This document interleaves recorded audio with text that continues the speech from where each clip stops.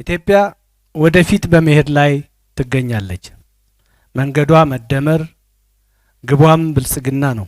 የምንሰራቸው ስራዎች ሁሉ በዚህ መርህ የተመሰረቱ ናቸው። ትግላችን ከሰዎች ጋር አይደለም። ትግላችን ከሆኑ አካባቢ ሽፍቶች ጋርም አይደለም። ትግላችን መንገዳቸውን ክፍፍል ግባቸውን ድህነት ካደረጉ ኃይሎች ጋር ነው። ይህንን መንገድ ላለፉት 50ና 60 ዓመታት ሞክረው አልሳካ ካላቸው ቆሞ ቀሮች ጋር ነው ትግላችን።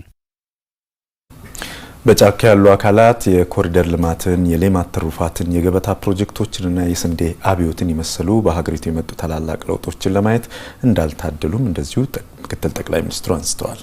በከተሞች የሚካሄደው የኮሪደር ልማት የውበት ጉዳይ ብቻ ሳይሆን ከተሞችን የማዘመን የህዝብ የኑሮ ደረጃ ከፍ የማድረግ ዓላማ በማንገብ በመስፋፋት ላይ ነው ብለዋል።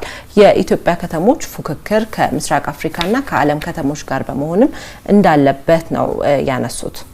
በወልዲያ ከተማ የተገነቡት የህዝብ ቤተ መጻሕፍት፣ የዲጂታል ቤተ መጻሕፍትና የሳይንስ ካፌዎች ትውልዱን ከእለት መረጃ ወደ ጥልቅ የእውቀትና ምርምር የሚያሸጋግሩ መሆናቸውንም ነው ያብራሩት።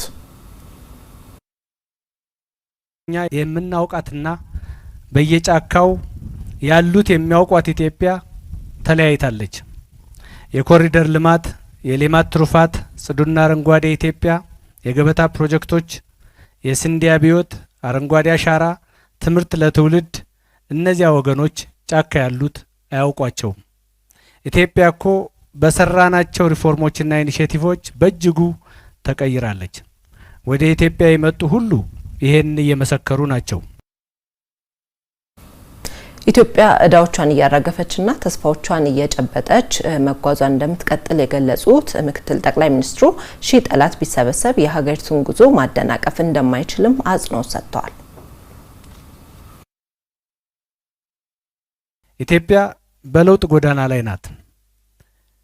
እዳዎቿን እያራገፈች ተስፋዎቿን እየጨበጠች በመጓዝ ላይ ትገኛለች። ሺህ የኢትዮጵያ ጠላቶች ቢሰበሰቡ የኢትዮጵያን ጉዞ ላፍታም አያስቆሙትም።